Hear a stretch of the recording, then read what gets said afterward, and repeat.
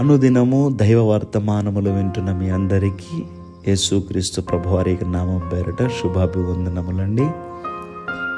ఈ ఉదయకాల సమయము ప్రభును స్తుతించడానికి దేవుడు చక్కటి అవకాశం మనకి దయచేసి ఉన్నారు. దేవుని యొక్క వాక్యమును చదువుకుందాం. యెహోషువ గ్రంథము 1వ అధ్యాయము 6వ వచనము. నిన్ను విడువను, నిన్ను ఎడబాయను, నిబ్బరము కలిగి ధైర్యముగా నుండుము. ఈ మాట యెహోషువ గారితో దేవాది దేవుడు మాట్లాడుతూ ఉన్నారు. యెహోషువ, నిన్ను విడువను, నిన్ను ఎడబాయను, నిబ్బరము కలిగి ధైర్యంగా ఉండు అని ప్రభు మాట్లాడుతూ ఉన్నారు. దేవుడు ఎందుకు ఇలా మాట్లాడుతున్నారంటే యెహోషువ గారిలో ఒక భయం ఉంది. ఏంటి ఆ భయము?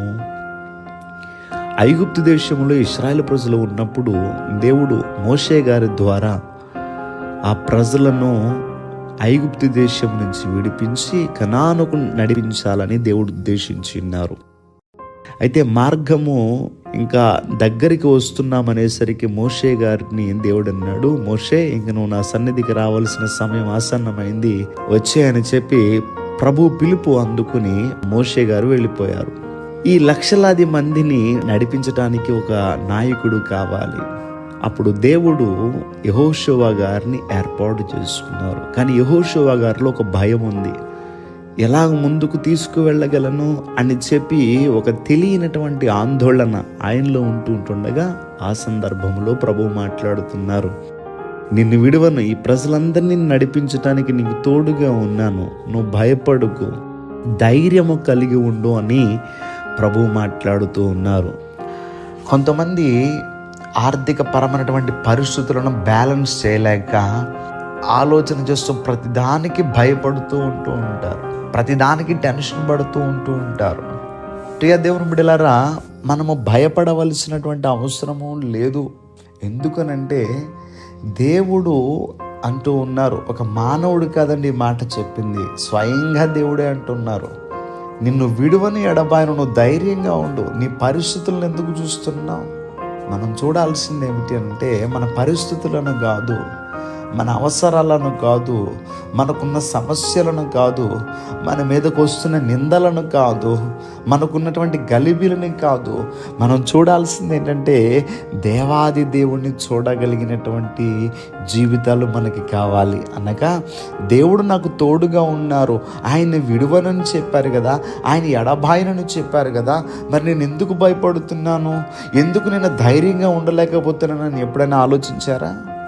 కొంతమందికి లేనటువంటి ఊహలను తెచ్చుకొని మరీ భయపడుతూ ఉంటారు. చిన్నది జరిగిందంటే దానికోసం ఆలోచిస్తూ భయపడుతూ ఉంటారు. ఒకవేళ ఈ మాటలు వింటున్నటువంటి నీవు కూడా ధైర్యము కోల్పోయి భయముతో ఉన్నావేమో. దేవుడు నీతో మాట్లాడుతూ ఉన్నారు. నా కుమార్తె, నా కుమారుడా, నిన్ను విడువను, నిన్ను ఎడబాయను, నిబ్బరము కలిగి ధైర్యంగా ఉండు. జీవము కలిగినటువంటి దేవుడు, సర్వ సృష్టికర్త అయినటువంటి దేవుడు ఈ మాట ఇస్తున్నారండి మనకి. ఎంత ధన్యులమో కదా.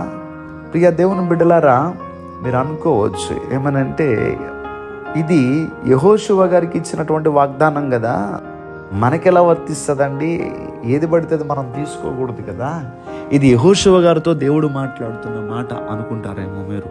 ఇదే మాటను అపోస్తలుడైన పౌలు భక్తుడు హెబ్రీయులకు రాసినటువంటి పత్రిక 13వ అధ్యాయం 5వ వచనములో కూడా మరలా ప్రస్తావిస్తూ ఉన్నారు.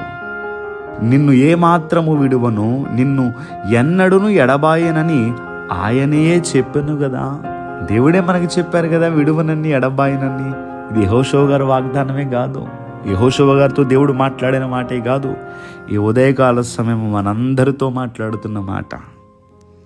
కనుక నాకెవరూ లేరు, నేను ఒంటరిగా ఉంటూ ఉన్నాను, నాకు ఆర్థికంగా సహాయం చేసేవాళ్ళు ఎవరు లేరు, మా గృహంలో చదువుకున్న వాళ్ళు ఎవరు లేరు అని ఇలాగ కొన్ని భయాలు నీలో ఉన్నాయేమో. దేనికి భయపడవలసిన అవసరం, నీకు తోడుగా దేవుడు ఉన్నారు.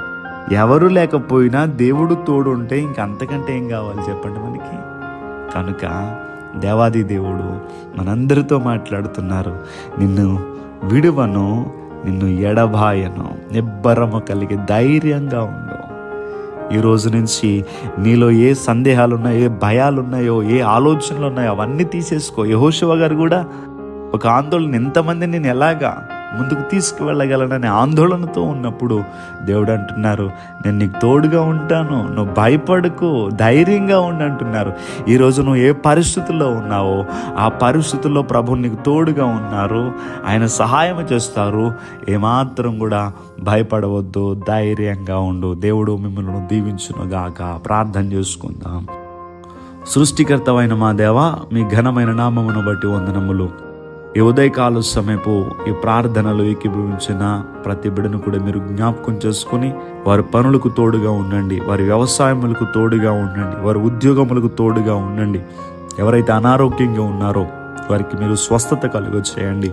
విదేశాల్లో ఉన్నటువంటి బిడ్డలు మీరు జ్ఞాపకం చేసుకొని చక్కటి ఆరోగ్యములు వారికి దయచేసి ఈరోజు నీ బిడ్డలు సంతోషంగా ఉండులాగున నీ బిడ్డలు చేపట్టుకుని మీరు నడిపించమని యేసుక్రీస్తు వారి నామం పేరట అడిగి వేడుకుంటూ ఉన్నాం మా పరమ తండ్రి. ఆమేన్, ఆమేన్, ఆమేన్.